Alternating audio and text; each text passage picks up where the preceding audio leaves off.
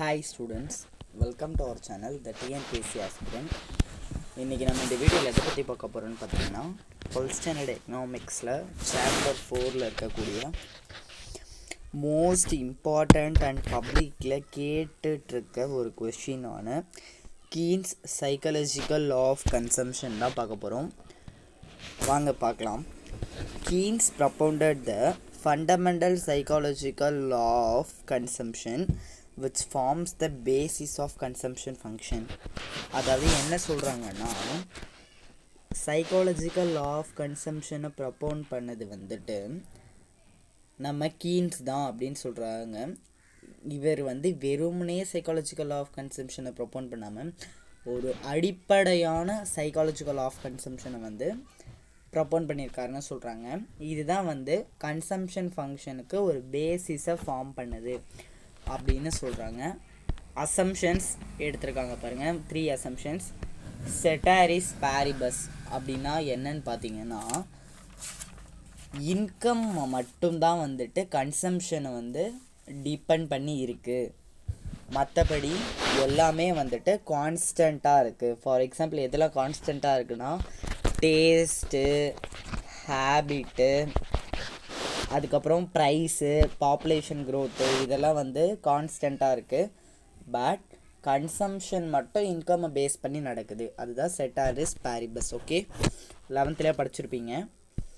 Existence of normal condition என்ன சொல்கிறாங்கன்னா Keynes psychological law of consumption எப்போ நடக்குதுன்னு இவங்க அசம்ஷன் எடுக்கிறாங்கன்னா ஒரு நார்மல் கண்டிஷன் இருக்கிறப்ப. அது என்ன நார்மல் கண்டிஷன்?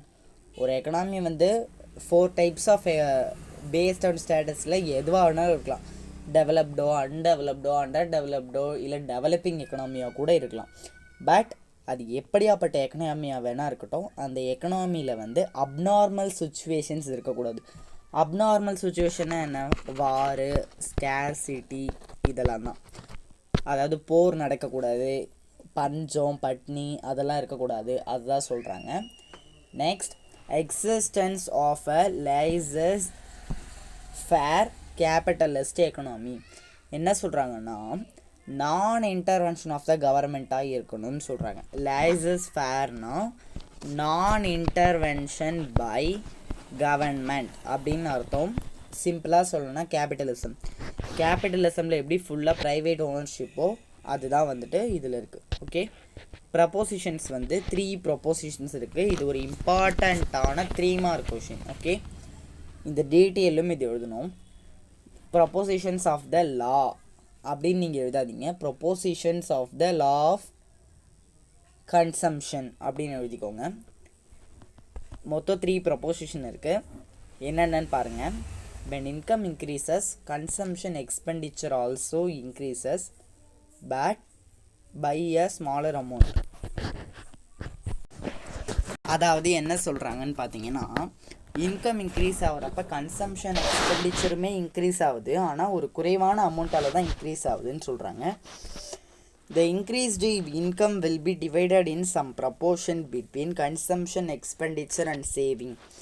என்ன சொல்கிறாங்கன்னா அப்படி இன்க்ரீஸ் ஆன இன்கம் ஆனது ஒரு குறிப்பிட்ட ப்ரப்போர்ஷனில் டிவைட் ஆகப்படுது. எதற்கும் இடையிலனா கன்சம்ஷன், எக்ஸ்பெண்டிச்சர் அண்ட் சேவிங்ஸ். அதாவது கன்சம்ஷன் எக்ஸ்பெண்டிச்சர் பை சேவிங்ஸாக மாறுது அப்படின்னு சொல்கிறாங்க. Next one, increase in income always let's to one increase in both consumption and saving. Increase in income எப்பயுமே இன்க்ரீஸாக தான் ஆகும், கன்சம்ஷன்லேயும் சரி சேவிங்லேயும் சரின்னு சொல்கிறாங்க. இதை பேஸ் பண்ணி டேபிள் இருக்குது, டயக்ராம் இருக்குது, டயக்ராமேட்டிக் எக்ஸ்ப்ளனேஷன் இருக்குது. டயக்ராமுக்கு 2 மார்க்ஸ், எக்ஸ்ப்ளனேஷனுக்கு 1 மார்க், டேபிளுக்கு 1 மார்க், ப்ரப்போசிஷனுக்கு 1 மார்க், அசம்ஷனுக்கு 1 மார்க். டயக்ராம் சில டைம் 2 மார்க் கொடுப்பாங்க, சில டைம் 1 மார்க் கொடுப்பாங்க. இதுதான் கவர்மெண்ட்டில் ஆன்சர் கீழே கொடுக்குறது. டேபிள் பாருங்கள், ஒரு ப்ரப்போசிஷனுக்கு ஒரு இது எடுத்திருக்காங்க assumption. Income, consumption, savings. Savings income minus consumption. Okay, formula. Income 120 இருந்துச்சுன்னா கன்சம்ஷனும் 120 இருக்குது. அப்போ சேவிங்ஸ் 0 இருக்குது. வரதே நமக்கு 100 ருபீஸாக இருக்குன்னு நம்ம 100 செலவு பண்ணிட்டோம்னா 0 தானே இருக்கும்.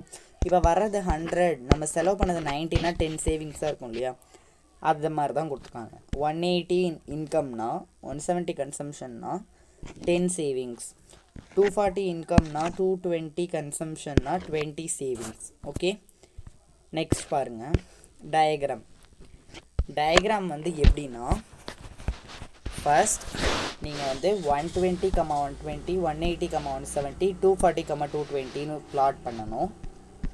தென் 120, 0, 180, 10, 240, 20ன்னு பிளாட் பண்ணிக்கணும். ஓகேவா, இந்த பிளாட்டிங்ஸ்க்கு ஒரு ஆரோ, இந்த பிளாட்டிங்ஸ்க்கு ஒரு ஆரோ போட்டிங்கன்னா இங்கே 45 டிகிரி வரும். ஓகே, வாங்க நெக்ஸ்ட் பார்க்கலாம். அதுதான் diagram. கன்சம்ஷனும்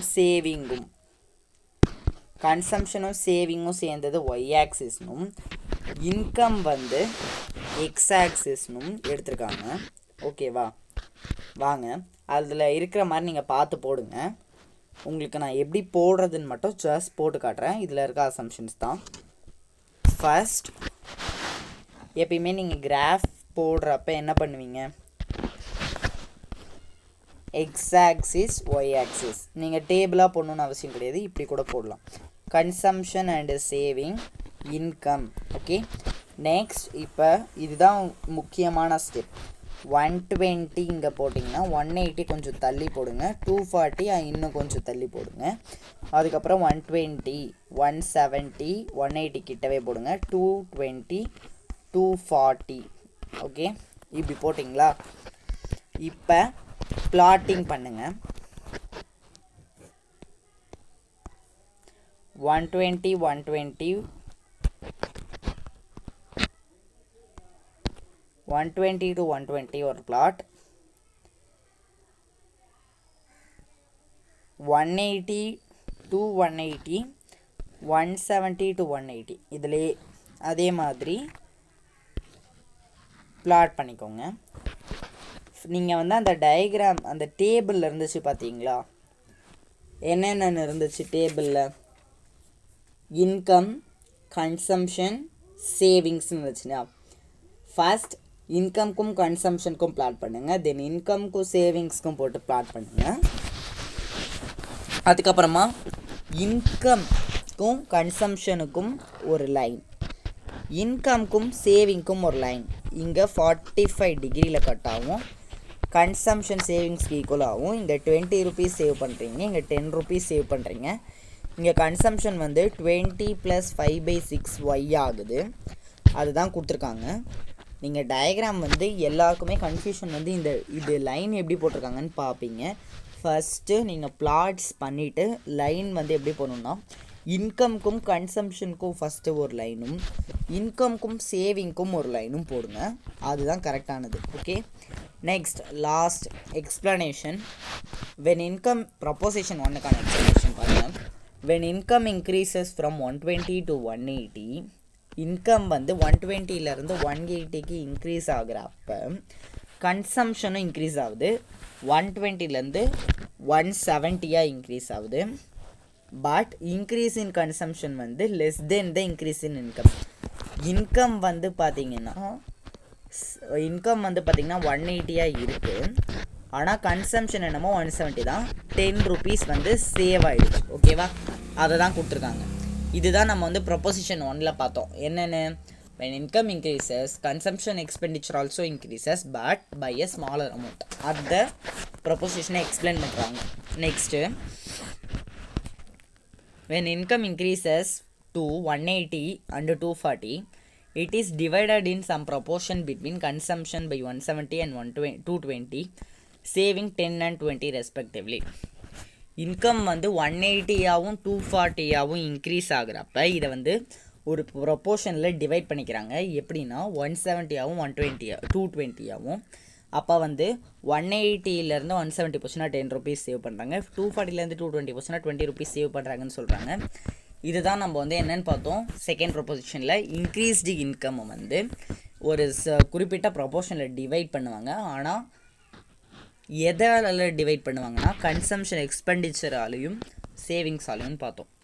last proposition, increase in income from 180 to 240 led to an increase in consumption from 170 to 220 and increase in saving from 10 to 20.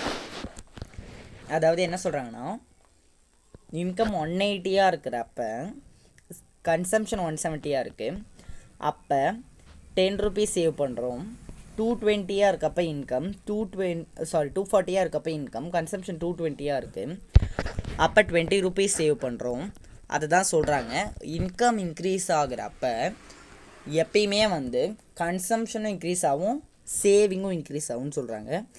இப்போ வந்து பார்த்திங்கன்னா 10 இருந்த சேவிங்ஸ் வந்து 20 ஆகிடுச்சு அப்படின்னு சொல்கிறாங்க. It is clear from the widening area between 45° line and C curve.